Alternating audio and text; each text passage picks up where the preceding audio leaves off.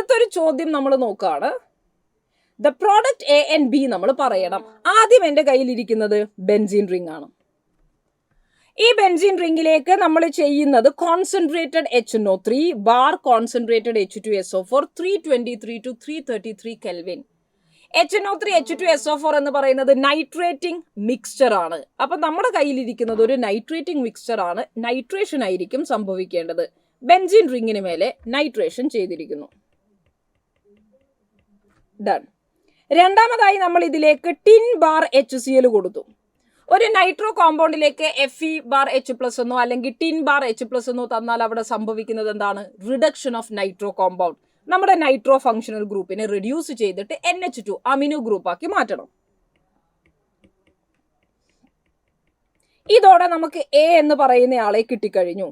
ഇനി എയിലേക്ക് അടുത്തതായിട്ട് ചെയ്യുന്നത് NaNO2 bar HCl 273 to 278 kelvin. NaNO2 bar HCl 0 to 5 degree Celsius എന്ന് പറഞ്ഞാൽ ദാറ്റ് ഈസ് ഡൈആസോട്ടൈസേഷൻ പ്രോസസ്.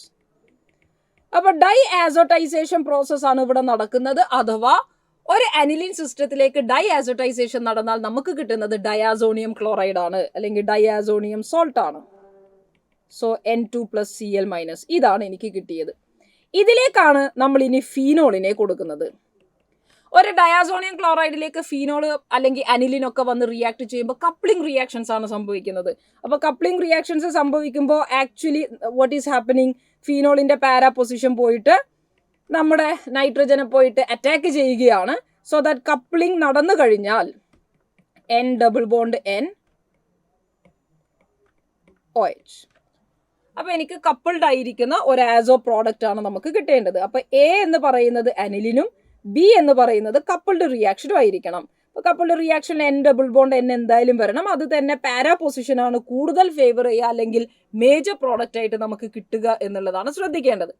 അപ്പൊ ഇത് NCERT-യിലെ പല ഭാഗങ്ങളിൽ നിന്ന് വന്നിരിക്കുന്ന ഒരു ക്വസ്റ്റ്യൻ ആണ്. ആദ്യം നമ്മൾ കണ്ടിരിക്കുന്ന നൈട്രേഷൻ എന്ന് പറയുന്നത് ഹൈഡ്രോ കാർബൺ ചാപ്റ്ററിൽ നമ്മൾ കണ്ടിരിക്കുന്നു. പിന്നെ നമ്മൾ അമീൻസ് എന്ന ചാപ്റ്ററിലാണ് നൈട്രോ ഗ്രൂപ്പുകളെ റെഡ്യൂസ് ചെയ്ത് NH2 ആക്കി മാറ്റുന്നത് കണ്ടിട്ടുള്ളത്. ഡയസോട്ടൈസേഷൻ എന്ന് പറയുന്നതും അമീൻ ചാപ്റ്ററിൽ നമുക്ക് കാണാൻ വേണ്ടി സാധിച്ചു. അമീൻ എന്നുള്ള ചാപ്റ്ററിൽ തന്നെയാണ് ഡയാസോണിയം സോൾട്ടിന്റെ കപ്ലിംഗ് റിയാക്ഷനും കണ്ടിട്ടുള്ളത്. ഫീനോൾ ആണെങ്കിൽ ഓറഞ്ച് ഡൈ നമുക്ക് കിട്ടി, പാരാ ഹൈഡ്രോക്സി ആസോബെൻസീൻ. ഞാൻ എടുത്തത് അനിലിൻ ആണെങ്കിൽ നമുക്ക് യെല്ലോ ഡൈ ആണ് കിട്ടുന്നത്. ഇറ്റ് ഈസ് പാരാ അമിനോ ആസോബെൻസീൻ ആണ് കിട്ടുക. അപ്പൊ ഇത് ആക്ച്വലി 2 ചാപ്റ്റേഴ്സും ക്ലബ് ചെയ്തിട്ടുള്ളൊരു ചോദ്യമാണ്. അമീനിൽ നിന്നാണ് കൂടുതലായിട്ട് ഇതിൽ വന്നിരിക്കുന്നത്.